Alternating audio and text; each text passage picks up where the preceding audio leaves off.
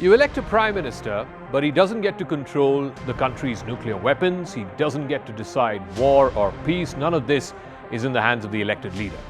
In Pakistan, real power does not lie in the hands of the civilians or the elected civilian government. It sits squarely with the generals in Rawalpindi and in the shadowy corridors of the inter-services intelligence. This is the story of how the Pakistani deep state has kept its grip on power. They've used a combination of what they call the 3 A's: Allah, Army, and America. And through war, peace, religion, terror, they have kept their hold on power for the last 75 years. This is the story of what the deep state of Pakistan really is, and why this deep state matters now more than ever before after the recent Pahalgam terror attack. Since it got independence in 1947, Pakistan has spent nearly half of its existence under direct military rule. Only half of the other time has been under civilian governments. It started 10 years after independence. In 1958, General Ayub Khan staged the very first military coup in Pakistan. After General Ayub came General Yahya Khan a few years later. And then in 1977, General Zia-ul Haq took the reins of power, turning Pakistan into an Islamic state and aligning with the United States in what was then considered the Afghan Jihad in Afghanistan. In 1999, General Pervez Musharraf ousted Nawaz Sharif, who was an elected prime minister, and General Musharraf went on to become one of the longest-serving army generals who then became president. Each time the generals took the reins of power, they claimed to the Pakistani people that it was to save the nation. But each time that happened, it was democracy and the Pakistani civilians who suffered. The ISI, the Inter-Services Intelligence, was born as a military intelligence agency. But over time, it became Pakistan's most powerful institution. It orchestrated the Mujahideen war in Afghanistan in the late 1970s and early 1980s.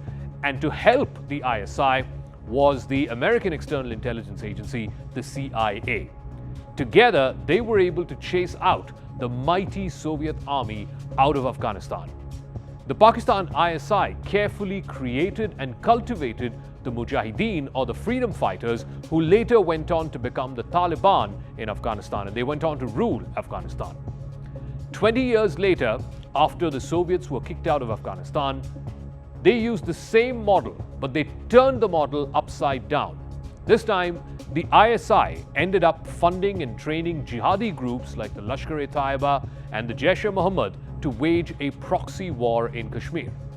It also gave sanctuary to the world's most dreaded man, Osama bin Laden, who was hiding in Abbottabad, not very far away from the Pakistan Military Academy. This was cheap warfare. There was no direct accountability on the Pakistan Armed Forces or even on the ISI for that matter, and it gave the army a permanent reason to stay relevant. When civilian leaders get too independent, too much out of their way, then the military pushes back. Nawaz Sharif tried to rein in the army. He was ousted, he was exiled and jailed not once but 2 times, first in 1999 and then in 2017. Imran Khan was seen as the military's puppet when he was first elected in 2018. He then turned on the army, but the generals did not brook Imran's rebellion for too long. And then in 2022 came Imran's infamous removal from the Prime Minister's office. He had multiple legal cases against him. He now serves multi-year jail terms. Imran openly threatened the writ of the army with an open challenge on the leadership of General Asim Munir.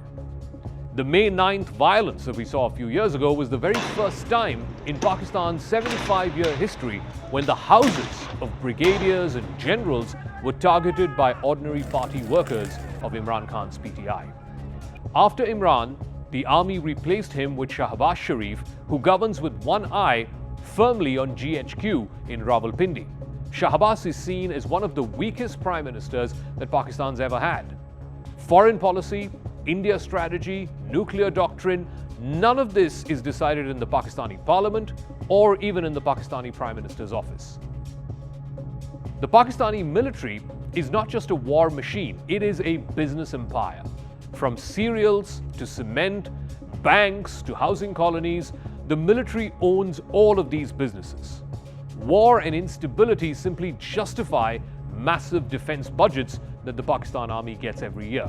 In fact, the Pakistan Army's latest defense budget in the year 2024-25 was a little over 2 trillion Pakistani rupees. That is roughly about $7.5 billion US.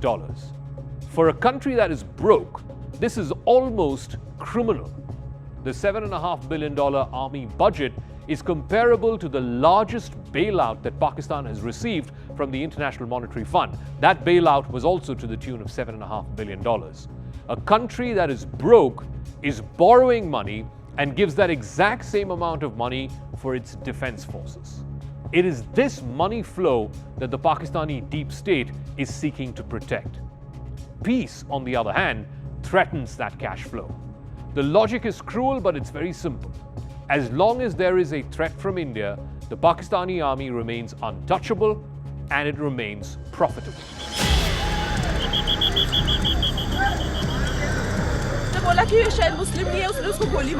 The Pahalgam attack is not just a one-off. It fits a very, very definitive pattern. Every time there is stability in Kashmir, tourism goes up, elections happen, then a terror strike also happens, which singularly the aim of which is to try and derail the fragile peace. This time it was tourists who were the target. Never before in recent memory has that happened in Kashmir, where terrorists targeted tourists, because it's the very heartbeat of the local economy in Kashmir. The locals, of course, blame Pakistan. There were candlelight marches, vigils, etc. that came out in the immediate aftermath of Pahalgam. And while Islamabad has been issuing routine denials, saying that it has no role in what happened in Pahalgam, but look at what the international statements are that are emanating from both Islamabad as well as from Beijing. China and Pakistan have been echoing the same call. They've been using the exact same wordings, that they want an impartial probe. India had offered an impartial probe after Pathankot and nothing came of it.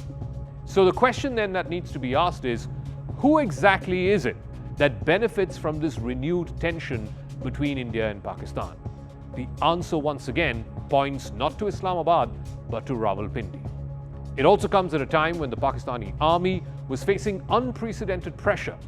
The Jafar Express attack that happened in Balochistan back in March was a direct challenge to the writ of the Pakistan army.